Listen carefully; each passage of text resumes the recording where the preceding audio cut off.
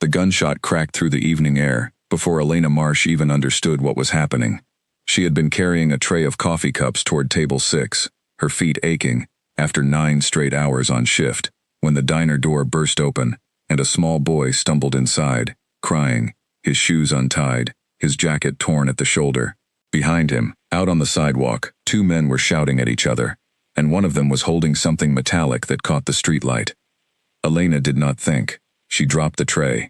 Porcelain shattered against tile, coffee splashing across her shoes, but she was already moving, already crossing the diner floor, toward the frightened child, who had frozen just inside the doorway, too scared to run further. "Get down!" she shouted, though she wasn't sure if she was shouting at him or at herself. The boy looked up at her with wide brown eyes, and in that half-second, Elena saw something she would never forget, pure terror, the kind that belongs only to children who have seen something they should never have seen. She grabbed him by the shoulders and pulled him toward her, turning her own back to the door, to the street, to whatever was happening out there between 2 men who had nothing to do with either of them. The second gunshot was louder than the first.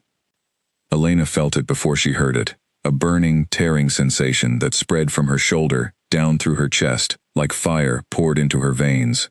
Her knees buckled. The boy screamed her name, or maybe he screamed a word she couldn't understand anymore, because sound was becoming strange, distant, wrapped in cotton. She remembered falling. She remembered the ceiling tiles above her, the flickering fluorescent light that had been broken for 3 weeks, and that she had asked her manager to fix at least 5 times. She remembered thinking, absurdly, that she still needed to clock out before her shift officially ended, otherwise she wouldn't get paid for the last hour. Then she remembered nothing at all. Elena Marsh was 26 years old, and until that evening, her life had been built entirely of small, unremarkable routines. She worked at a diner called Meadow Street Grill, 6 days a week, sometimes 7 when the manager needed extra coverage and she needed extra money. She lived in a cramped apartment above a laundromat with her younger brother Caleb, who was 17 and still in high school, and who she had been raising mostly alone since their mother passed 3 years earlier. There was no dramatic tragedy in Elena's story before that night. No secret inheritance waiting to be discovered. No long-lost family members hiding in the shadows. She was simply a woman, trying to keep her small family together, working double shifts, skipping meals so Caleb could have lunch money, patching her work shoes with tape instead of buying new ones because new shoes meant less money for rent. She liked her job well enough. The regulars were kind to her. Old Mr. Doyle always left an extra $1 because she remembered his order without him having to say it. The Tuesday morning crowd of retired teachers tipped generously and asked about Caleb's grades. It wasn't the life Elena had dreamed of as a little girl, but it was steady, and steady was something she had learned to value more than dreams. That evening had started like any other. She had clocked in at 4, taken orders, refilled coffee, wiped down tables, and laughed quietly at a joke one of the cooks made about the new fry oil. She had been thinking about what she would make Caleb for dinner when she got home, wondering if there was enough left in the grocery budget for the chicken he liked, when the door had burst open.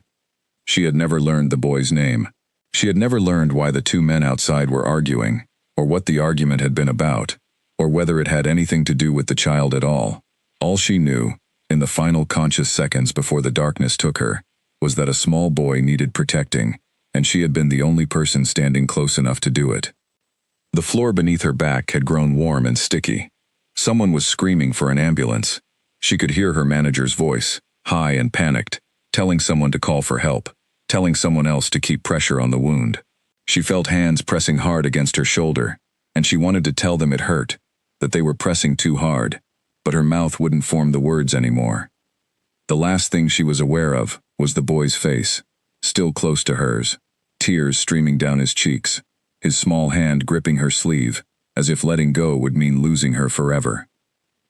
"Stay with me," he had whispered, though Elena would later wonder if she had imagined those words, conjured them out of the fog of pain and fading consciousness. "Please stay." And then there was nothing, no pain, no sound, no light. Just an endless quiet that felt like floating in deep water, weightless and formless, disconnected from her own body entirely. Elena did not know how long she remained in that quiet place. It could have been minutes. It could have been days. Time meant nothing in the darkness, and she drifted through it without fear, without thought, without any sense of herself as a person at all. Slowly, faintly, sensation began to return. First it was sound, distant and muffled, like voices heard through thick walls. Then it was warmth, a soft weight pressing against her skin, that felt nothing like the hard tile floor of the diner. Then it was smell, something clean and faintly floral, nothing like the smell of old coffee grounds and fryer grease that had clung to her clothes for years. Elena's eyes fluttered open, and the first thing she saw was a ceiling unlike any she had ever seen before.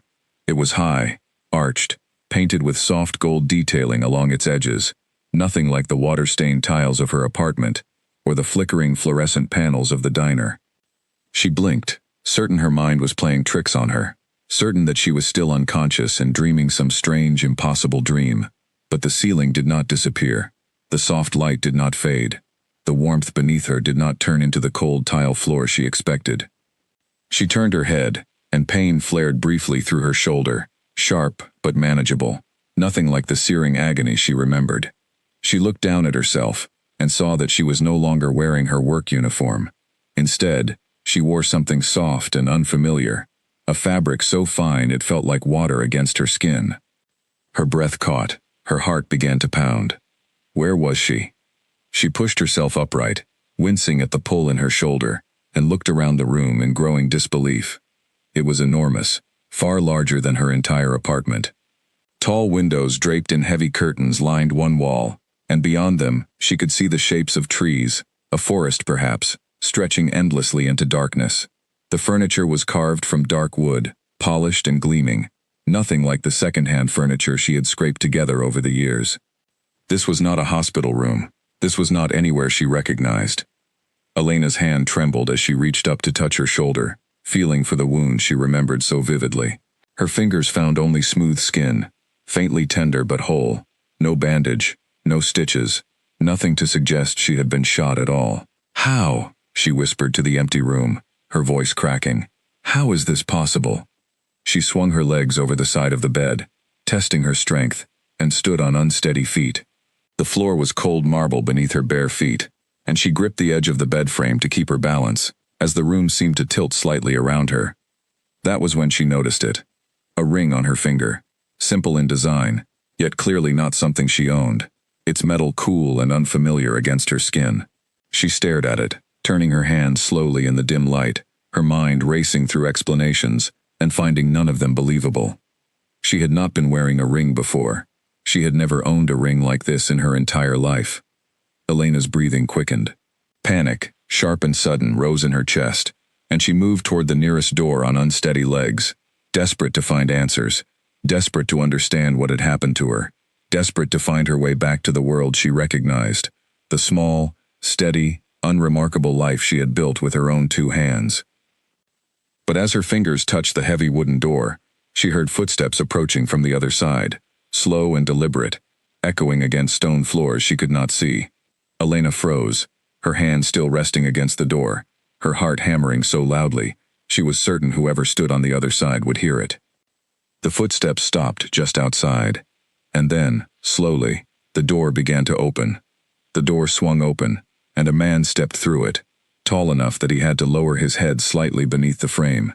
Elena stumbled backward, putting distance between herself and the stranger, her back pressing against the edge of the bed. He was dressed in dark clothing, simple but clearly expensive, and he moved with the kind of quiet confidence that made the entire room feel smaller. His eyes, a deep shade of amber that seemed to catch the light strangely, fixed on her immediately, sweeping over her with an intensity that made Elena's skin prickle. "You are awake," he said. His voice was low, controlled, carrying an authority that made it clear he was not accustomed to being questioned. "Where am I?" Elena demanded, surprising herself with the steadiness of her own voice despite the fear coursing through her. "Who are you? What happened to me?"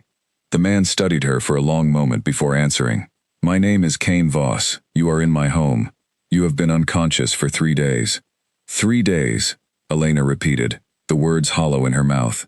3 days meant Caleb had been alone for 3 days. 3 days meant her manager had probably already replaced her at the diner.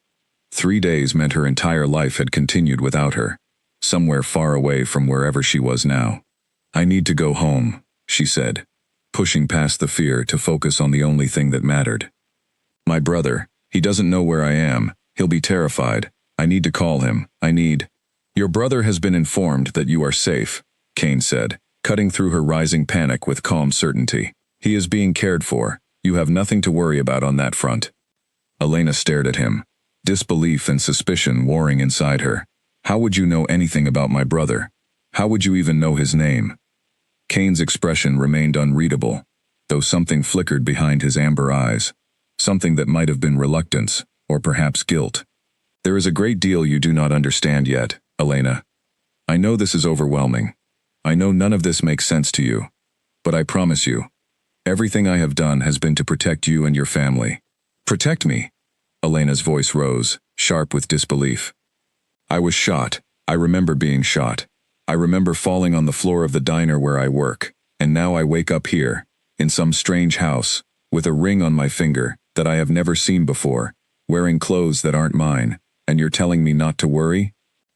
Kane's gaze dropped briefly to the ring on her hand, and something in his posture shifted, became more guarded. The ring, he said slowly, is part of what I need to explain to you. Elena's stomach twisted with dread. What do you mean, part of what you need to explain? Kane walked further into the room, keeping a respectful distance between them, though his presence still seemed to fill every corner of the space. The boy you saved that night, he said. His name is Milo. He is my son. Elena blinked, the pieces refusing to fit together in her mind. Your son? I don't understand. What does that have to do with? When you protected Milo, you took a bullet meant for him, Kane continued, his voice steady, despite the weight of what he was saying. In doing so, you triggered an ancient obligation within my family, one that has existed for generations. When an outsider saves the life of an heir through direct sacrifice, that outsider is bound to our family permanently, as protection and gratitude both. Elena shook her head slowly, certain she had misheard him, certain the words simply did not make sense in the order he had spoken them. Bound to your family? What are you talking about? Kane exhaled slowly, as if bracing himself for what he was about to say. You are my wife now, Elena. The ceremony was completed while you were unconscious, in accordance with the law that governs my people. There was no other way to ensure your safety, and Milo's, once the attack against him became known. For a long moment, Elena simply stared at him, waiting for him to laugh, to tell her this was some kind of cruel joke, some misunderstanding, that would be quickly resolved. But his expression remained solemn, unwavering, entirely serious. You married me, she finally said, her voice barely above a whisper. While I was unconscious? Without my knowledge? Without my consent? I understand how this sounds, Kane said quickly, taking a step closer, before seeming to think better of it, and stopping. I understand you have every right to be angry, but the alternative was leaving you and your brother unprotected against the people who tried to harm my son. They would not have stopped with one attempt. They would have come for you next, to eliminate any witness, and then for your brother, to ensure no loose threads remained. Elena's mind reeled, trying to process everything at once. A marriage she had never agreed to, a family she knew nothing about, a threat against her life that apparently still existed, hanging over her like a shadow she could not see. Who are you people? She asked quietly. What is this place? Why would anyone want to kill a child? Kane hesitated, and for the first time since he had entered the room, Elena saw something like exhaustion cross his features, the weight of responsibilities she could not yet comprehend. There is a great deal I need to tell you, he said, more than I can explain in a single conversation. But I promise you this, whatever else you come to believe about me, know that I am grateful for what you did for my son. He is the most important person in my life, and you saved him without hesitation, without knowing him, without any reason to risk yourself the way you did. Elena felt tears pricking at the corners of her eyes, though she wasn't entirely sure if they came from anger, fear, or the overwhelming strangeness of everything happening around her. I need to see Milo, she said finally. I need to know he's safe, and I need to see my brother. I need proof that Caleb is actually all right, not just your word for it. Kane nodded slowly.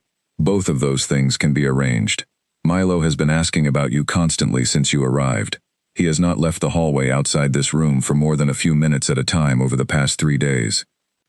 Something in Elena's chest softened slightly at those words, despite everything else swirling through her mind. The image of the frightened boy from the diner, gripping her sleeve, begging her to stay, resurfaced in her memory, and she found herself unable to hold on to her anger quite as fiercely as she wanted to. "Bring him to me," she said quietly. "Please." Kane studied her for a moment longer, something like relief passing briefly across his features, before he turned toward the door. "I will send for him immediately. And Elena," he added, pausing with his hand on the doorframe, "whatever you decide to feel about our circumstances, I want you to know that I did not take this obligation lightly. I have never taken a wife before, not in all my years leading this territory. I chose this path because it was the only one that guaranteed your safety, not because I sought convenience or ease." He left before Elena could respond, the heavy door closing softly behind him, and she sank onto the edge of the bed, her legs finally giving out beneath the weight of everything she had just learned. A marriage she hadn't agreed to, a stranger claiming to be her husband, a child she had saved without thought, now somehow bound to her fate in ways she couldn't fully understand. She looked down at the ring on her finger again, turning it slowly in the soft light filtering through the tall windows. It felt impossibly heavy now, far heavier than its actual weight should have allowed, as though it carried the full burden of everything Kane Voss had just told her. Minutes passed in silence before she heard small footsteps rushing down the hallway outside her door, quick and eager, followed by the door bursting open without any knock or warning. Milo stood in the doorway, his brown eyes wide and shining, his small chest heaving from running. For a moment, neither of them moved, simply staring at each other across the room, the boy she had saved, and the woman whose entire life had been upended because of that single, unthinking act of courage. Then Milo ran forward and threw his arms around her waist, burying his face against her, and Elena felt something inside her chest crack open, warm and painful all at once. "You came back," Milo whispered against her, his small hands gripping the fabric of her unfamiliar clothing. "I thought you were gone forever." Elena wrapped her arms around the boy, tears finally spilling freely down her cheeks, and for the first time since waking in that strange, unfamiliar room, she felt something steady beneath all the confusion and fear. Whatever else was true about her new circumstances, whatever strange world she had been pulled into, this small boy was alive because of her, and in this moment, that was enough to hold on to. "I'm here," she whispered back, smoothing his hair gently. "I'm here, Milo. I'm not going anywhere."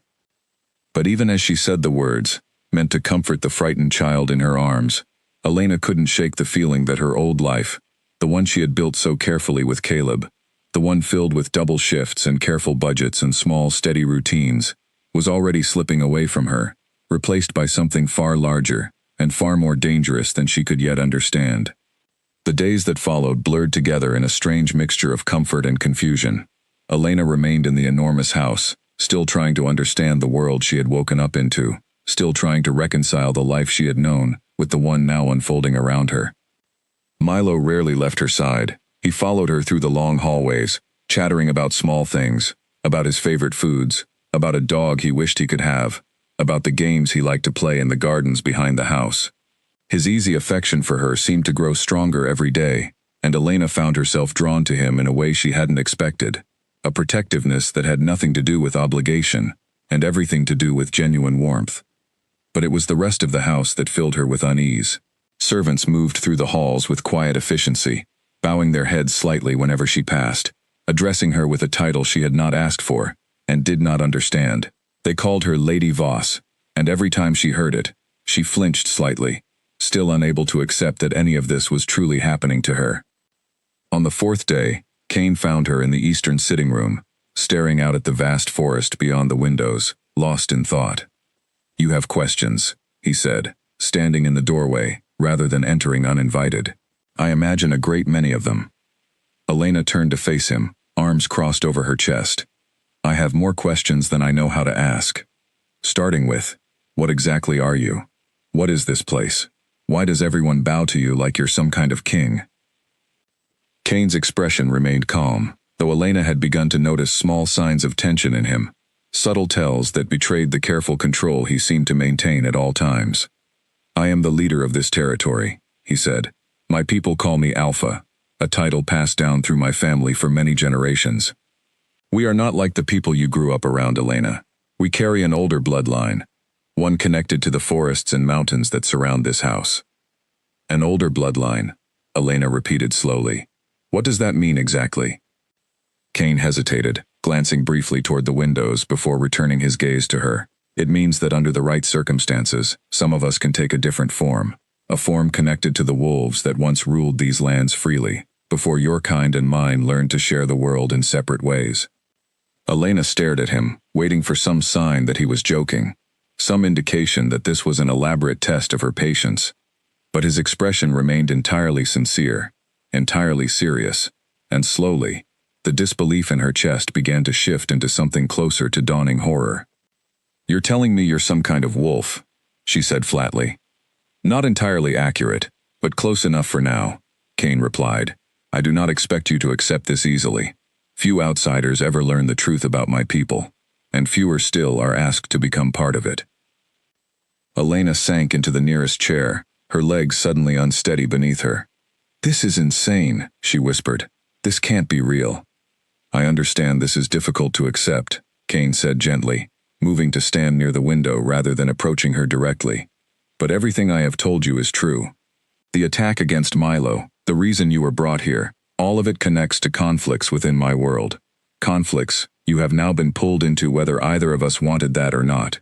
Elena pressed her palms against her eyes, trying to steady her breathing. Why would anyone want to hurt a child? What could Milo possibly have done to deserve that? Kane's jaw tightened, and for the first time, Elena saw genuine anger flash across his features, quickly suppressed but unmistakable. Milo has done nothing. He is simply my son, and my enemies understand that harming him would harm me more deeply than any direct attack against myself ever could. Who are these enemies? Elena asked. Why do they want to hurt you at all? There are those within my own world who believe my leadership is unjust, or weak, or simply inconvenient to their own ambitions, Kane said. Territory disputes, old grudges, power struggles that predate my own birth. It is complicated, and I will explain more of it in time. But for now, know that Milo remains a target, and by extension, so do you. Elena felt a fresh wave of fear settle over her, colder and more immediate than her earlier confusion. So this isn't over. Whoever tried to hurt Milo before, they could still come after him. After me. That is precisely why I brought you into my family formally, rather than simply thanking you and sending you home, Kane said. Within our laws, you are now protected as one of my own. Anyone who threatens you threatens the full authority of my position. It offers you a level of safety you would not have had otherwise. And what about my brother? Elena demanded, standing abruptly from the chair. Is he protected too? Or is he still out there, vulnerable, while I'm locked away in this house? Caleb has already been relocated to a secure property, under careful watch, Kane said. I would not have taken this step without ensuring his safety as well. You may see him whenever you wish, though I would ask that his location remain confidential for his own protection. Elena's anger deflated slightly at this news, replaced by something closer to relief, though she remained wary, unwilling to fully trust a man who had upended her entire life without her consent. I need to see him, she said. Today, if possible. I will arrange it, Kane said. But Elena, I must ask something of you as well, difficult as it may be to hear. Elena tensed. What? For your own safety, and for Milo's, I would ask that you remain within these grounds for the time being, until we better understand the scope of the threat against us, Kane said carefully. I know this feels like a cage. I promise you, it is not intended as one, but the forest surrounding this house is heavily guarded, and beyond its borders, I cannot yet guarantee your protection. Elena's fists clenched at her sides. So I'm a prisoner. You are my wife, Kane said quietly, though there was no possessiveness in his tone, only a kind of weary honesty. Whether either of us chose that title freely or not, it now comes with responsibilities on both our parts. Mine is to keep you safe. I would ask only that you allow me to fulfill that responsibility, at least until the immediate danger has passed. Elena studied him for a long moment, searching his expression for any sign of deception, any hint that his concern was manufactured rather than genuine. She found none, though that did little to ease the tangled mess of emotions twisting through her chest. "I want to see Caleb," she said finally. "And I want honest answers, whenever I ask for them. No more half explanations. No more vague warnings about danger without actual details." "Agreed," Kane said, and something in his voice suggested genuine relief at her willingness to negotiate rather than fight him outright. "I will arrange transportation for you to see your brother this afternoon, under guard, for both your protection." Elena nodded stiffly, still uneasy, still uncertain whether she could trust this strange, powerful man who had claimed her as his wife without her knowledge or consent. But as she thought of Milo's small arms wrapped around her waist, of his relieved whisper that she had come back to him, she understood that whatever fear and anger she carried toward her new circumstances, she could not simply abandon the boy she had risked everything to protect. Whatever this strange new world demanded of her, she would face it, for Milo's sake if nothing else, and perhaps, though she was not yet ready to admit it even to herself, for the sake of understanding the man who now called himself her husband. The car ride to see Caleb took nearly an hour, winding through narrow roads that cut between dense trees, guarded at intervals by men who nodded silently to the driver as they passed. Elena watched the forest blur past the window, her mind still spinning with everything Kane had told her, still trying to reconcile the impossible with the reality unfolding around her. When the car finally stopped in front of a modest but well-kept cottage, tucked into a quiet clearing, Elena barely waited for the door to open before she was rushing toward the entrance. The door swung open before she reached it, and Caleb stood there, 17 years old and taller than she remembered, though it had only been a handful of days since she had last seen him. "Elena," he breathed, and then he was crossing the distance between them, pulling her into a fierce hug that nearly knocked the breath from her lungs. "I'm okay," she said quickly, sensing the fear still radiating from him. "I'm okay, Caleb. I promise." "They told me you were shot," Caleb said, pulling back to look at her, his eyes searching her face for any sign of pain or injury. "They said you almost died. Then some men showed up and told me I had to come here, that it wasn't safe at the apartment anymore, and I didn't know what was happening. I didn't know if you were even alive." Elena's heart ached at the fear in his voice, the same fear she had carried for years about him, now reversed and pointed back at her. "I'm alive," she said softly. "I'm here. I'm sorry you were scared." They sat together in the small living room of the cottage, and Elena explained as much as she dared, careful not to overwhelm him with details about wolves and ancient laws, focusing instead on the essential truths. She had saved a boy's life. Powerful people had taken responsibility for her safety afterward, and for now, they both needed to remain somewhere protected, while the danger surrounding that boy was addressed. Caleb listened quietly, his expression shifting between confusion and concern. "This all sounds insane," he finally said, "like something out of a movie. Are you sure these people are actually trying to help us, and not just controlling us?"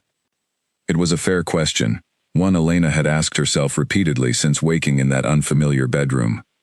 "I don't fully trust them yet," she admitted, "but so far, everything they've told me has turned out to be true. And you're safe here, Caleb. That matters more to me than anything else." "What about you?" Caleb asked. "Are you safe? Really safe? Not just safe because some rich stranger decided to protect you?" Elena hesitated before answering.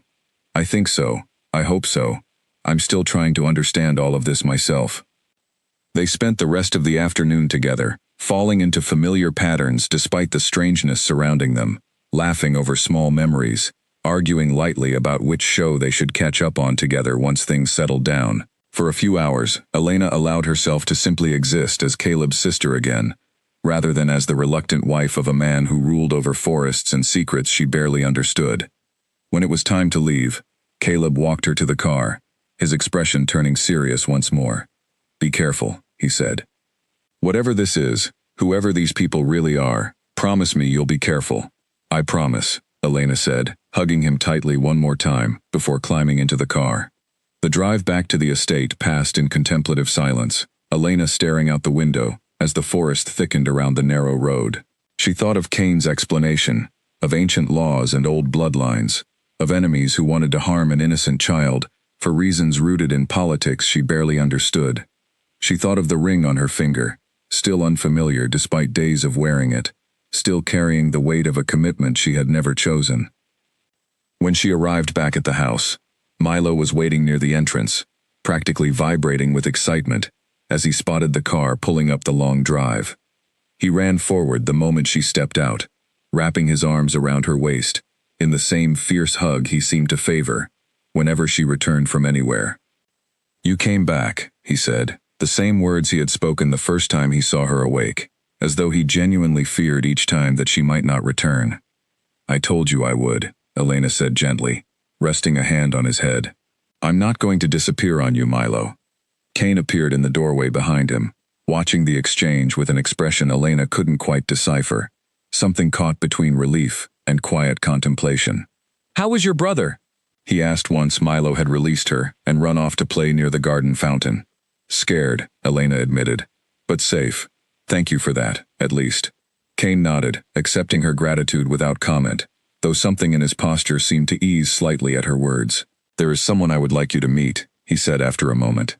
"My advisor, a woman named Priya, who has served my family for many years. She can help answer many of the questions you still have, in far more detail than I have time to provide myself." Elena followed him through the house to a smaller study, where an older woman with sharp, intelligent eyes sat behind a heavy wooden desk, papers spread across its surface in organized stacks. She stood as they entered, offering Elena a respectful nod. "Lady Voss," Priya said. "I understand, this has all been overwhelming for you. I am here to help however I can."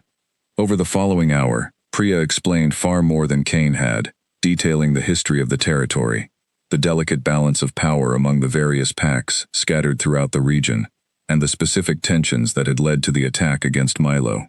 A rival family, the Dracotts, had long resented Kane's authority, believing their own bloodline held a stronger claim to leadership over the region. "They have grown bold in recent months," Priya explained.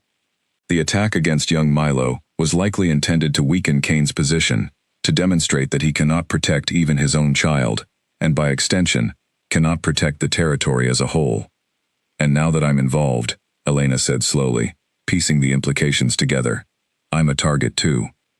Because hurting me would hurt Kane's position even further." "Precisely," Priya confirmed, "which is why your safety, and your understanding of the situation, matters a great deal moving forward. The more you know, the better equipped you will be to protect yourself, and to recognize potential danger before it reaches you." Elena absorbed this information slowly, feeling the weight of it settle over her shoulders, like a heavy coat she hadn't asked to wear. She had come into this world entirely by accident, through a single act of instinct that had cost her nothing more than a moment's hesitation, and now she found herself tangled in political conflicts and ancient rivalries that stretched back generations before her birth. "I want to help," she said finally, surprising herself with the conviction in her own voice. "If Milo is in danger, if this family is in danger, I want to understand enough to actually be useful, not just a target waiting to be protected." Priya's expression shifted slightly, something like respect flickering behind her sharp eyes. "That is a rare attitude among outsiders brought into our world, Lady Voss. Most simply wish to survive the transition. Few wish to actively participate in it." "I didn't ask for any of this," Elena said. "But I'm not going to just hide in this house while people plot against a child I already risked my life for once. If I'm part of this family now, whether I chose it or not, then I want to actually be part of it." Kane, who had remained quiet throughout much of the conversation, finally spoke, his voice carrying a note of something Elena hadn't heard from him before, something that sounded almost like admiration. "Then let us begin teaching you what you need to know." Weeks passed, and Elena settled into a strange new rhythm within the walls of the estate, though settled was perhaps too generous a word for the constant vigilance now required of her. Priya took it upon herself to teach Elena the customs and expectations of her new position, from the formal etiquette required during visits from other pack leaders, to the subtle signs of danger she needed to recognize in the behavior of strangers. "Trust your instincts," Priya told her during one lesson, as they walked slowly through the gardens behind the main house. "You already proved you possess strong ones, the night you saved Milo without a moment's hesitation. That instinct will serve you well here, if you allow it to." Elena absorbed everything she could, driven by a growing determination to understand the world she had been pulled into, rather than simply enduring it. She learned the names of the various pack families scattered throughout the region, learned which alliances were stable and which were fragile, learned the subtle hierarchy that governed every interaction within Kane's territory. Her relationship with Kane himself evolved slowly during this time, shifting from wary distrust toward something more complicated. He remained formal with her in most settings, careful never to overstep the boundaries she had clearly established. But Elena began noticing small moments of genuine warmth beneath his controlled exterior. She noticed it most clearly in his interactions with Milo. Despite the heavy responsibilities weighing on him as leader of his territory, Kane always made time each evening to sit with his son, listening patiently to stories about Milo's day, helping him with lessons, occasionally allowing himself small moments of laughter that transformed his usually serious features entirely. One evening, Elena found herself watching this ritual from the doorway of the study, unnoticed by either father or son, as Milo excitedly described a drawing he had made earlier that day. Kane's expression as he studied the child's artwork held such open affection that Elena felt something shift uncomfortably in her chest, an unwelcome awareness of the man beneath the powerful, controlled leader she had first encountered. "You're staring," Priya observed one afternoon, catching Elena watching Kane from across the training yard, where he was overseeing a group of guards practicing combat drills. Elena flushed, quickly averting her gaze. "I'm not staring. I'm just trying to understand this world better." Priya's knowing smile suggested she didn't entirely believe this explanation, but she said nothing further on the matter, allowing Elena to maintain whatever fragile denial she needed. The tension between them shifted further during an incident nearly a month after Elena's arrival, when reports came in of suspicious activity near the eastern border of Kane's territory, close to lands claimed by the Dracot family. Kane called an emergency meeting with his senior advisors, and to Elena's surprise, he insisted she attend as well. "You are part of this family now," he told her when she questioned the invitation. "Decisions affecting our safety should not be made without your knowledge, especially decisions that may affect Milo directly." The meeting revealed troubling news. Scouts had spotted unfamiliar figures moving through the forest near the border, their behavior suggesting reconnaissance rather than simple trespassing. Combined with earlier intelligence Priya had gathered regarding Dracot movements, the pattern suggested another attack might be forming, though the exact timing and target remained unclear. "We need to increase security around the main house immediately," Kane said, his voice carrying the weight of command Elena had grown accustomed to hearing during official discussions. "Double the patrols along the eastern border, and ensure Milo does not leave the immediate grounds without at least 2 guards present at all times." "And Elena?" one of the advisors asked, glancing toward her with evident concern. "Should her movements be similarly restricted?" Kane's gaze flickered toward Elena briefly, before returning to the advisor. "Elena's safety matters as much as Milo's. The same precautions should apply to her as well." Elena bristled slightly at being discussed, as though she weren't present in the room, but she held her tongue, recognizing the genuine concern behind the discussion, rather than mere possessiveness. "I understand the need for caution," she said instead, drawing surprised glances from several advisors, unaccustomed to her speaking during these formal meetings. "But I would ask that whatever precautions are put in place, I still be allowed to visit my brother regularly. His safety matters to me as much as anyone's here." Kane considered this for a moment before nodding. "Arrangements can be made to ensure both your safety and your ability to see Caleb. I will not ask you to sacrifice that relationship for the sake of caution." The meeting continued for another hour, discussing logistics and strategy, and Elena found herself increasingly impressed by the careful, measured way Kane approached the growing threat. He listened carefully to his advisor's input, weighed different perspectives thoughtfully, and made decisions that balanced security against the practical needs of everyone under his protection. Later that evening, after the meeting concluded and most of the household had settled for the night, Elena found herself unable to sleep, her mind still turning over everything discussed during the strategy session. She wandered down to the study, hoping to find something to read that might distract her thoughts, and found Kane there instead, sitting alone at his desk, a single lamp illuminating stacks of reports and correspondence. "Can't sleep either?" she asked, standing hesitantly in the doorway. Kane looked up, surprise flickering briefly across his features, before settling into something calmer. "There is always more work than hours in the day," he said. "Please, come in, if you'd like." Elena stepped into the study, settling into the chair across from his desk. "I wanted to thank you," she said after a moment, "for considering my request about visiting Caleb. I know that adds complexity to your security arrangements. Your brother's safety and happiness matter to you, Kane said simply. That alone makes it worth the additional complexity. They sat in comfortable silence for a while, and Elena found herself studying him more closely than she had allowed herself to before, noticing the exhaustion evident in the lines around his eyes, the weight of responsibility he carried without complaint. "Can I ask you something?" she said finally. "Of course. Why did you take on this obligation yourself?" Elena asked. "The ancient law you mentioned, the one that required marriage after someone saves an heir.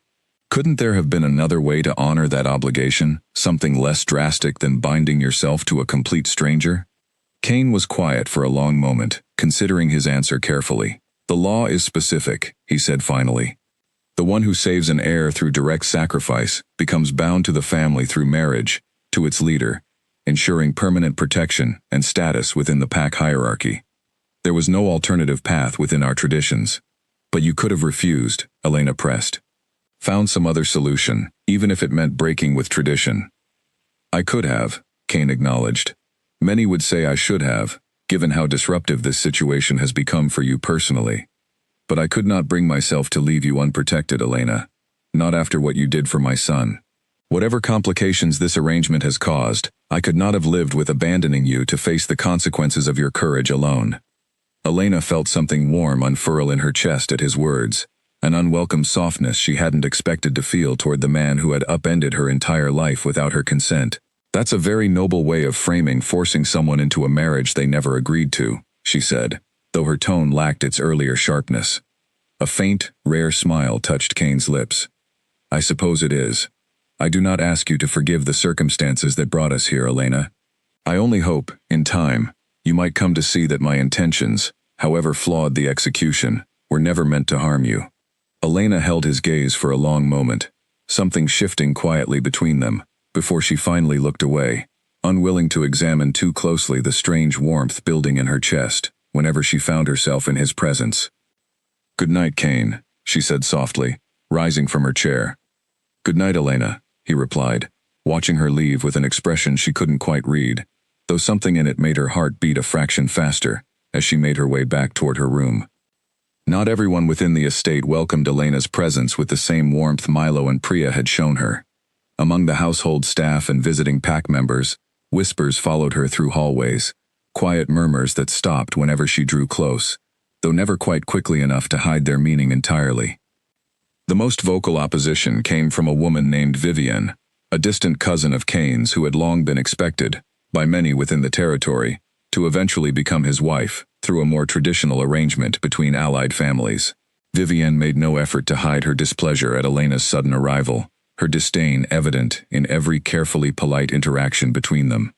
"It must be difficult," Vivian said one afternoon, catching Elena alone in the garden, her tone dripping with false sympathy, "adjusting to a world you understand so little. I imagine it feels overwhelming, being thrust into responsibilities you were never prepared for." Elena held her ground, refusing to be intimidated by the other woman's clear attempt at condescension. "I'm managing well enough," she replied evenly, "though I appreciate your concern." Vivian's smile sharpened slightly. "Of course, dear, though I do wonder how long Kane's patience will last, once the novelty of protecting his son's rescuer fades.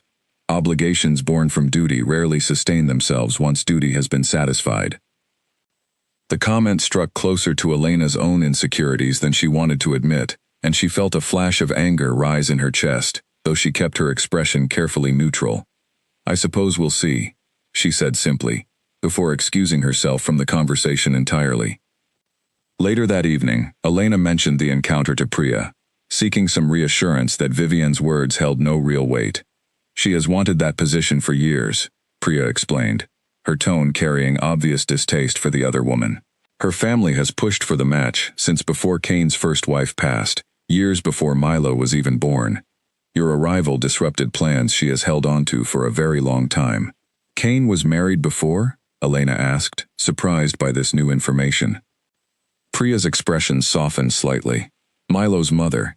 She passed shortly after his birth, from complications that could not be prevented despite everyone's best efforts. Kane has not shown serious interest in remarriage since, until circumstances forced his hand with you." Elena absorbed this information slowly, feeling a fresh wave of sympathy for Kane, understanding now the source of some of the careful control he maintained, the guarded way he approached every interaction, as though protecting himself from losses he could not bear to repeat. "Does Vivian pose any actual threat?"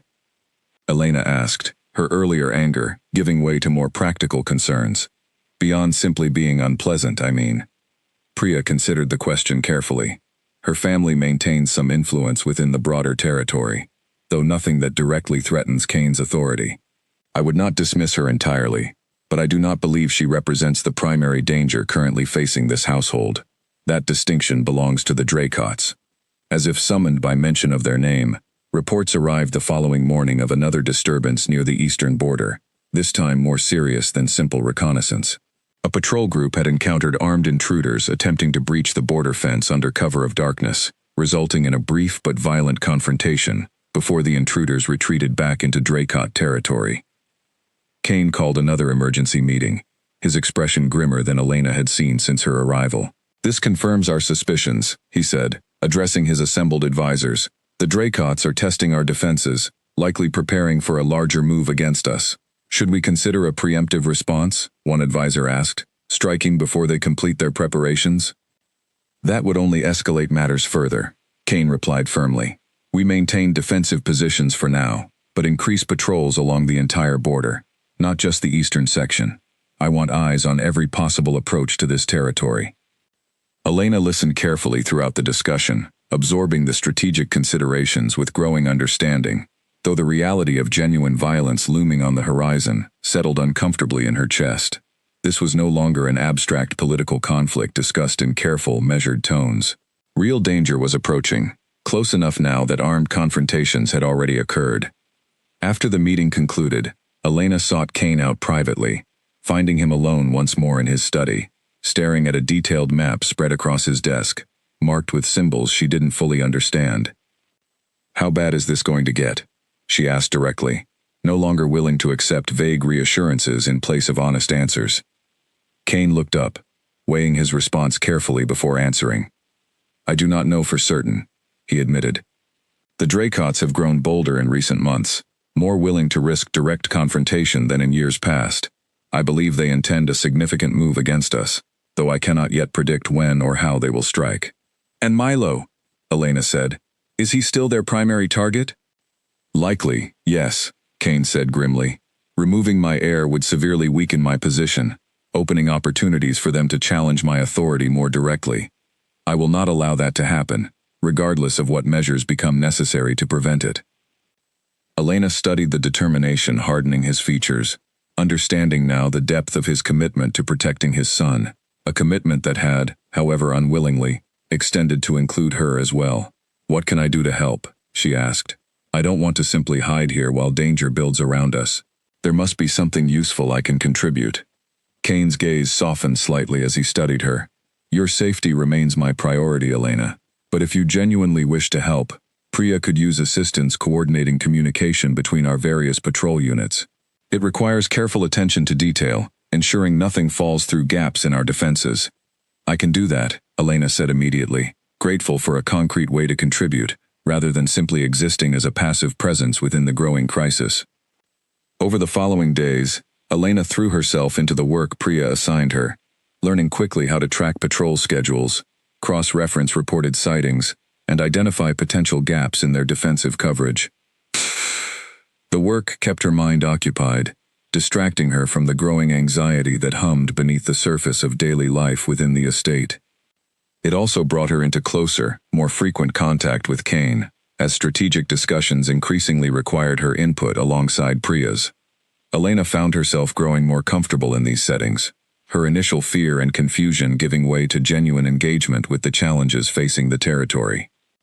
One evening, after a particularly long strategy session that stretched well past midnight, Elena found herself walking alongside Kane through the quiet halls of the estate, both of them too exhausted to maintain their usual careful distance. "You've adapted remarkably well," Kane observed as they walked. "Faster than most outsiders manage, when thrust so suddenly into our world." "I didn't have much choice," Elena said, though there was no bitterness in her tone anymore, only weary acceptance. "Milo needs protecting, This territory needs protecting. I couldn't just sit back and let others handle everything while I remained ignorant of the danger surrounding us. Kane studied her for a long moment, something warm and unguarded flickering across his features, before he carefully schooled his expression back into its usual composure. Milo is fortunate to have you, he said quietly. As am I, for whatever that may be worth to you. Elena felt her cheeks warm slightly at the admission, unsure how to respond to the vulnerability in his voice. It's worth something, she said finally, meeting his gaze steadily. More than I expected it to, if I'm honest. They stood together in comfortable silence for a moment longer, something unspoken passing between them, before both seemed to remember themselves simultaneously, stepping back slightly, the moment fracturing beneath the weight of everything still unresolved between them. Good night, Elena, Kane said softly. Good night, she replied, watching him disappear down the hallway, before making her own way toward her room. Her heart beating a rhythm she was no longer entirely able to deny understanding. The attack came without warning, 3 weeks after the border skirmish, shattering the fragile sense of normalcy Elena had begun building within the estate. It started with a piercing alarm bell ringing through the grounds just after midnight, jolting Elena awake from restless sleep. She scrambled from her bed, pulling on a robe, her heart already racing as she heard shouting echoing through the hallways outside her room. Kane burst through her door moments later, his expression tight with urgency. We need to move you and Milo to the safe room immediately, he said, already crossing the room to take her hand. Dracot forces have breached the eastern perimeter. Elena's blood ran cold. How many? How close are they? Closer than they should be, Kane admitted grimly, pulling her toward the door. Our patrols engaged them near the tree line, but some may have slipped past. I will not take chances with your safety, or Milo's. They found Milo already awake, gathered by one of the household guards, his small face pale with fear but otherwise composed, clearly having been trained for exactly this kind of emergency. He ran to Elena immediately, gripping her hand tightly, as Kane led them both through a hidden passage behind the study, down a narrow staircase Elena hadn't known existed, into a reinforced room deep beneath the main house. Stay here, Kane instructed, his voice firm but not unkind. The door will lock automatically once I leave. No one without proper authorization can open it from outside. I need to help coordinate our defense. Kane, Elena said urgently, catching his arm before he could turn away. Please be careful. Something flickered across his features, warm and fleeting despite the danger surrounding them. I will, he promised, before disappearing back through the passage, the heavy door sealing shut behind him with an ominous click. Elena pulled Milo close, feeling his small body trembling against hers, as they sat together in the dim safe room, listening to distant sounds of commotion, filtering faintly through the thick walls. It's going to be okay, she whispered, though she wasn't entirely certain she believed her own words. Your father is very good at this. He'll keep everyone safe. Milo nodded against her shoulder, though his grip on her hand remained tight, fearful. I don't want anything to happen to him, he whispered. Or to you. Nothing is going to happen to either of us, Elena said firmly, though fear churned in her own stomach as the minutes stretched agonizingly onward, each one filled with uncertainty about what was happening beyond the safety of their hidden room.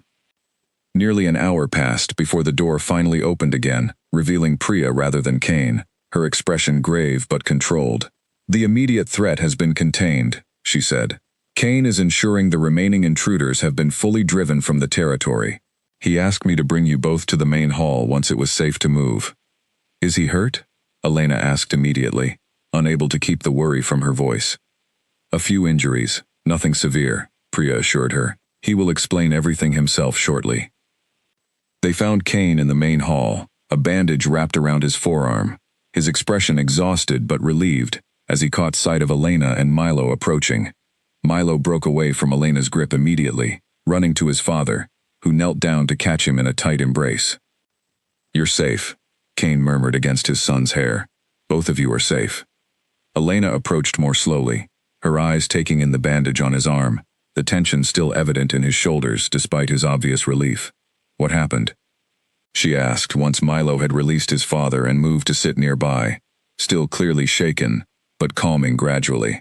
A group of 6 Dracot fighters breached our eastern defenses, Kane explained, his voice tight with barely controlled anger.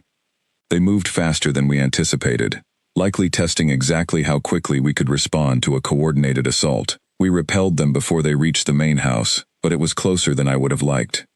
Was anyone seriously hurt? Elena asked. 2 of my guards sustained injuries, though nothing life-threatening, Kane said. We were fortunate this time. I do not believe we will be so fortunate if they attempt something similar again, with greater numbers.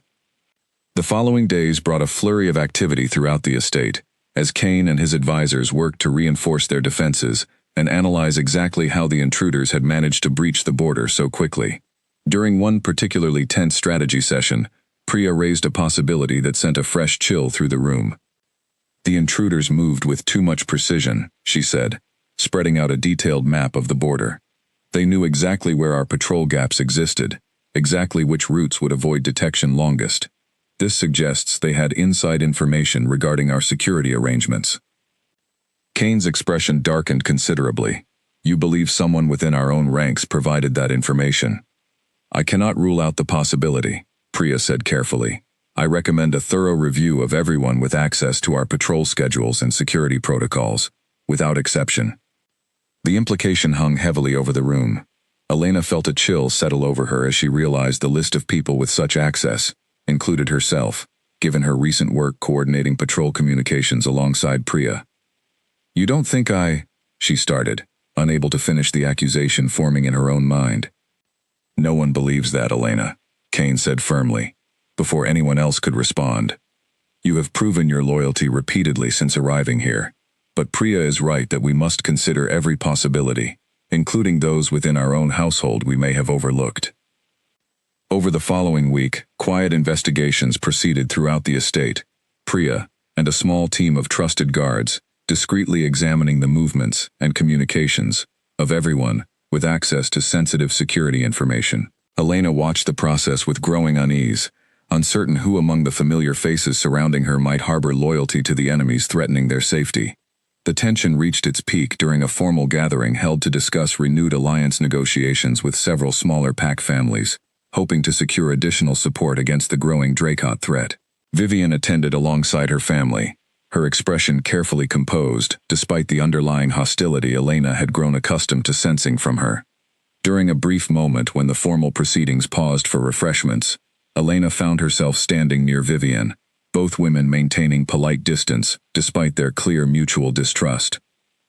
I do hope this recent unpleasantness resolves quickly, Vivian said, her tone carrying its usual undercurrent of condescension. Though I confess some surprise that security proved so easily breached, one might wonder how such precise information reached our enemies. Elena's suspicion sharpened immediately at the comment. Do you know something about that, Vivian? Vivian's smile remained perfectly composed. I know only what everyone knows, dear. That new arrivals to established households sometimes bring complications no one anticipated. The insinuation was clear, and Elena felt anger flare hot in her chest, though she forced herself to remain composed, rather than give Vivian the satisfaction of an emotional reaction. If you have actual evidence of wrongdoing, Vivian, I suggest you bring it to Priya directly, rather than making vague implications at a social gathering. Something flickered across Vivian's expression, quickly masked, before she offered a tight smile and moved away without further comment, leaving Elena troubled by the exchange, uncertain whether Vivian's words carried genuine suspicion or simply calculated cruelty meant to unsettle her. She mentioned the encounter to Kane later that evening, watching his expression grow thoughtful as he considered the implications. Vivian has never approved of your presence here, he said, but I do not believe she would risk direct involvement with the Dracots, whatever her personal feelings toward our arrangement. Are you certain? Elena asked. She seemed to know something about the security breach, or at least wanted to suggest she did. Kane's expression turned grim. I will have Priya look further into her recent movements, just to be certain. We cannot afford to overlook any possibility, given how close the recent attack came to succeeding. As the investigation deepened over the following days, Elena found herself watching everyone around her with new wariness, uncertain who among the familiar faces populating the estate might harbor secrets dangerous enough to threaten everything she had come to care about within these walls. The truth, when it finally emerged, came from an unexpected source. Late one evening, Nearly 2 weeks after the border attack, one of the younger household guards, a nervous young man named Oliver, requested a private audience with Kane, claiming he had information regarding the security breach that he could no longer keep to himself. Elena happened to be present when Oliver arrived at the study, delivering a report to Priya regarding patrol schedules, and Kane asked her to remain, given her own involvement in the ongoing investigation. Oliver's hands trembled slightly as he stood before them, clearly wrestling with fear and guilt in equal measure. "I need to tell you something," he said, his voice unsteady. "About the attack. About how the Draycots knew our patrol schedules." "Go on," Kane said, his tone carefully neutral despite the tension evident in his posture. "It was Marcus," Oliver said finally, naming one of Kane's senior guards, a man Elena had interacted with regularly during her work coordinating patrol communications. "He's been passing information to the Draycots for months. I only found out recently, when I overheard him speaking with someone I didn't recognize near the eastern gate, discussing payment for information already delivered." Kane's expression turned to stone, cold fury simmering just beneath his controlled exterior. "Why did you not come forward immediately, once you learned this?" Oliver's shoulders sagged with visible shame. "I was afraid. Marcus has always seemed loyal, respected among the other guards. I worried no one would believe me over him, or that he might discover I had informed on him before proper action could be taken." "You have done the right thing now," Priya said gently, though her own expression remained tense with the gravity of the revelation. "This information is crucial, however delayed." Kane immediately called for additional guards, instructing them to locate and detain Marcus without alerting him to the reason, while Priya began quietly reviewing recent communications and movements that might confirm Oliver's claims. Within the hour, Marcus had been located and brought before Kane, his initial confusion quickly giving way to poorly disguised panic as he realized the extent of what had been discovered. The subsequent confrontation revealed a troubling truth. Marcus had been approached by Draycot representatives nearly 6 months earlier, offered substantial payment in exchange for information regarding patrol schedules and security protocols. Initially reluctant, he had eventually succumbed to the offer after facing significant personal debts, rationalizing the betrayal as a necessary evil to protect his own family's financial security.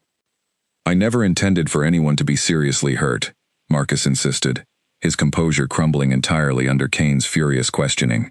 "They told me they only wanted information, that they would use it merely to negotiate better terms in territorial disputes, nothing more. And yet armed men breached our defenses, threatening my son's life, and endangering everyone within this household," Kane replied, his voice deadly quiet, in a way that seemed far more frightening than shouting would have been. "Your naivety does not absolve you of the consequences your betrayal has caused." Elena watched the confrontation with a mixture of horror and relief, grateful the truth had finally emerged, though troubled by how close disaster had come to unfolding as a direct result of this betrayal from within their own ranks. She thought of Milo, huddled fearfully in the safe room during the attack, and felt fresh anger toward the man who had enabled that danger for the sake of his own financial troubles. Marcus was removed from the estate under heavy guard, his fate to be determined according to laws and traditions Elena still did not fully understand, though she gathered from the grim expressions of those around her that the consequences would be severe. In the aftermath of the revelation, security throughout the estate tightened considerably, and Kane called an emergency meeting to discuss how best to leverage this new information against the Draycots moving forward. "Now that we understand how they gained access to sensitive information, we can adjust our strategies accordingly," Priya explained during the meeting. "More importantly, we may be able to use false information to mislead them, creating opportunities to catch them off guard during any future attempts against us." "What kind of false information?" Elena asked, drawn into the strategic discussion despite the exhaustion weighing on everyone present. "We could arrange for altered patrol schedules to reach Marcus's known contacts before his absence is discovered by the Draycots," Priya suggested. "If they attempt another attack based on outdated or falsified information, we could turn their own tactics against them." Kane considered this carefully. "It carries risk, but potentially significant reward. I want careful planning before we proceed, ensuring we do not expose ourselves to greater danger in the attempt to gain advantage." Over the following days, a careful plan began taking shape, designed to lure the Draycots into a confrontation on on terms far more favorable to Kane's forces than their previous attempts had been. Elena found herself increasingly involved in the planning process, her insights proving valuable, despite her lack of formal training in the strategic considerations at play.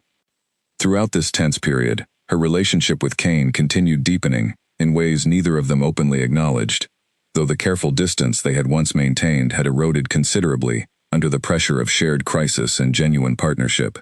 Late one evening, as they reviewed final details of the planned operation together in the study, Kane reached across the desk, briefly covering her hand with his own. "Whatever happens in the coming days," he said quietly, "I want you to know how much your presence here has come to mean to me. Not simply as an obligation fulfilled, but as someone I have genuinely come to value, in ways I did not expect when this arrangement first began." Elena felt her heart race at the sincerity in his voice, the vulnerability he rarely allowed himself to display so openly. "I feel the same way," she admitted quietly. "Whatever complicated way we arrived at this point, I don't regret the connection we've built, Kane. Not anymore."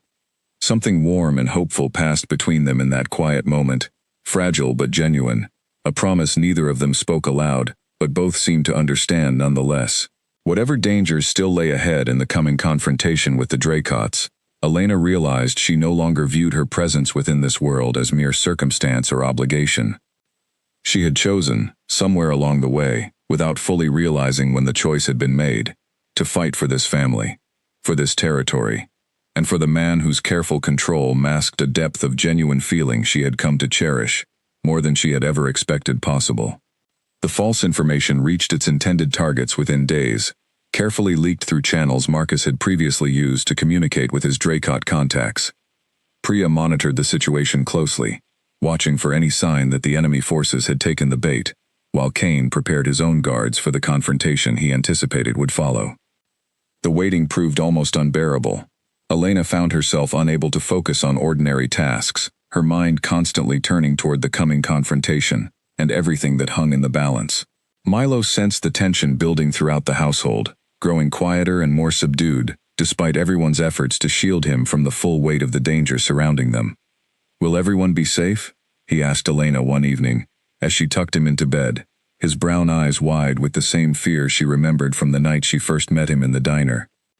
"Your father is very smart," Elena said gently, smoothing his hair back from his forehead. "He has prepared carefully for whatever happens next. We are all going to do everything we can to keep each other safe." Milo nodded slowly, though his expression remained troubled. "I'm glad you're here," he whispered. "Even though everything is scary right now, I'm glad you didn't leave." Elena felt tears prick at her eyes as she pressed a gentle kiss to his forehead. "I'm glad too, Milo. I wouldn't want to be anywhere else." The confrontation came 4 days later, under cover of early morning darkness, when scouts reported a significant force of Draycot fighters moving toward the eastern border, clearly believing they would encounter the outdated security arrangements Marcus had previously provided information about.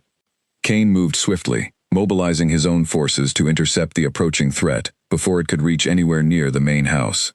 Elena remained in the safe room with Milo once again, though this time the waiting felt different, charged with cautious hope rather than pure terror, knowing the confrontation unfolding beyond their hidden refuge had been carefully planned rather than desperately improvised.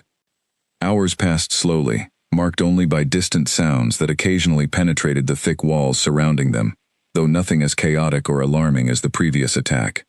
Elena held Milo close, both of them listening intently, waiting for any sign of how the confrontation might be unfolding. Finally the door opened, revealing Priya, her expression carrying an unmistakable note of triumph, despite obvious exhaustion. "It worked," she said simply. "The Draycot forces walked directly into the position we prepared for them.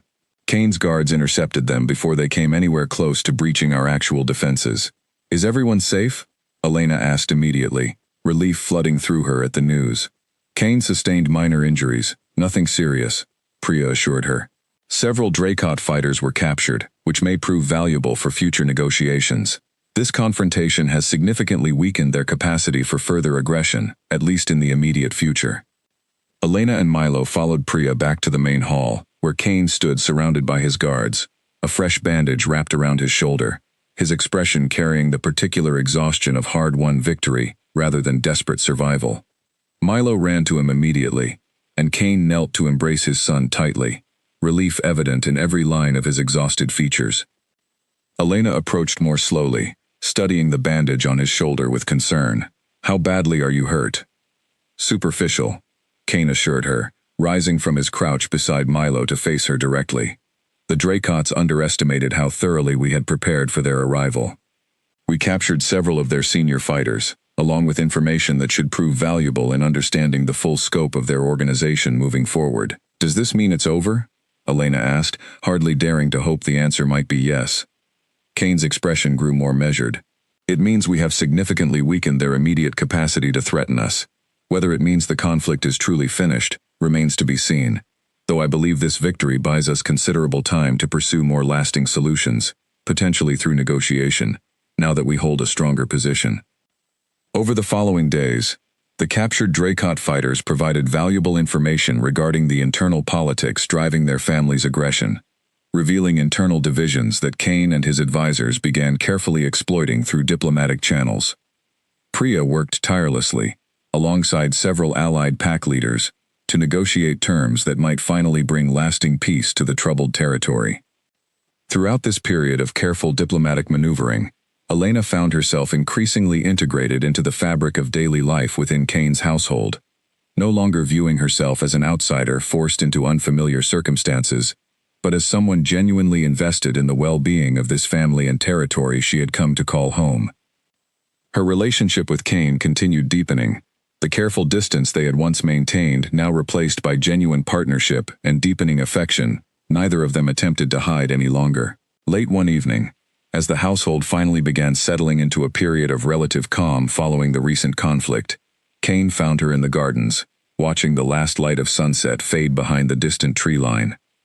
"I owe you an apology," he said, coming to stand beside her, "for the way our marriage began, without your consent, without any consideration for what you might have wanted for your own life."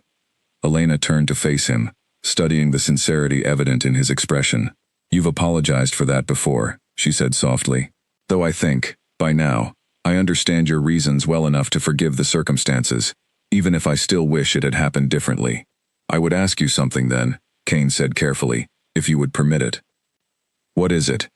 "If you had been given the choice, freely, without any obligation forcing your hand," Kane said slowly, "would you have chosen this life, chosen me, chosen Milo, chosen everything that has come with joining this family?" Elena considered the question seriously, understanding the vulnerability required for him to ask it at all. "I don't know what I would have chosen, given a hypothetical choice free of everything that actually happened," she said finally. "But I know what I choose now, understanding everything I've learned since that night. I choose this life, Kane. I choose Milo, and this territory, and everything that comes with it." "And me?" Kane asked quietly, searching her expression with an intensity that made her heart race. Elena reached out, gently taking his hand in hers. "And you," she confirmed softly. "Whatever strange circumstances brought us together, I don't want to imagine a life without you in it anymore." Kane's expression transformed entirely at her words, the careful control he maintained finally giving way to open, unguarded joy. He drew her closer, and Elena allowed herself to lean into him fully, feeling for the first time since waking in that unfamiliar bedroom weeks earlier, that she had finally found solid ground beneath her feet, a life she had chosen freely, built on genuine connection rather than mere obligation. Peace, when it finally arrived, came gradually, rather than all at once, built through careful negotiation between Kane's territory and what remained of Dracot leadership following their weakened position after the failed attack. Priya oversaw much of the diplomatic process personally, ensuring that whatever agreement emerged would hold lasting stability rather than merely delaying future conflict. Elena watched this process unfold with growing appreciation for the complexity of the world she had been drawn into, understanding now that leadership within Kane's territory required far more patience and careful diplomacy than she had initially recognized. The image of Kane as simply a powerful, intimidating figure had long since given way to a fuller understanding of the thoughtful, burdened man beneath that authority, someone who carried the weight of his people's safety with genuine care rather than mere ambition. 3 months after the confrontation that had finally weakened Dracot aggression, A formal peace agreement was signed between the two territories, establishing clear boundaries and mutual obligations designed to prevent future conflict. Elena attended the signing ceremony alongside Kane, standing at his side as his acknowledged partner rather than a reluctant obligation, and she felt a quiet pride at witnessing the resolution of a conflict that had once threatened everything she had come to love within this new life. Vivian, notably, had grown quieter in her opposition following the revelation of Marcus's betrayal. Her family's influence somewhat diminished after questions arose regarding how closely she had known of the security breach beforehand. While no definitive evidence ever tied her directly to the betrayal, the suspicion alone proved sufficient to weaken her standing within the broader political landscape, and she gradually withdrew from active involvement in territorial politics altogether. Caleb, meanwhile, had settled comfortably into his new circumstances, eventually moving from the secure cottage into a small apartment closer to the main estate, allowing him to visit Elena regularly, while still maintaining some independence as he finished his final year of high school. He and Milo had developed an easy friendship over the months, the younger boy delighting in having what amounted to an older brother figure to look up to, while Caleb found genuine enjoyment in mentoring the boy his sister had risked everything to save. On a quiet evening nearly 6 months after Elena had first woken in that unfamiliar bedroom, she stood once again in the same garden where Kane had first asked her whether she would have chosen this life freely, watching Milo chase fireflies across the darkening lawn, while Caleb laughed nearby, teasing him gently about his technique. Kane joined her at the garden's edge, slipping his arm around her waist in a gesture that had become comfortably familiar over the preceding months. "You seem thoughtful tonight," he observed, following her gaze toward the boys playing in the fading light. "I was just thinking about how strange this all still feels, even now," Elena admitted. 6 months ago, I was carrying coffee cups at a diner, worried about whether I could afford new work shoes. Now I'm standing here, watching my brother and your son become close friends, married to a man I once believed was some kind of impossible fairy tale figure." Kane's arm tightened gently around her. "Do you regret any of it? The strangeness, the danger, everything this life has demanded of you?" Elena considered the question seriously, understanding by now the genuine vulnerability behind Kane's occasional need for reassurance. Despite his usual confident authority, "I regret the fear," she said honestly. "The danger Milo faced, the betrayal within your own ranks, the uncertainty that shadowed us for months. But I don't regret choosing to stay, Kane. I don't regret choosing you, or this family, or this strange, complicated life we've built together." "Even knowing everything it has cost you?" Kane asked quietly. "Especially knowing everything it has cost me," Elena replied, turning to face him fully. "Because everything I've gained in return has been worth every difficult moment along the way. I gained Milo, who has become as precious to me as my own family. I gained purpose, working alongside Priya, to protect people I've come to genuinely care about. And I gained you, Kane, someone I never expected to find, in circumstances I never could have imagined." Kane's expression softened entirely, the careful control he maintained in most settings giving way to open, unguarded emotion reserved only for these quiet moments between them.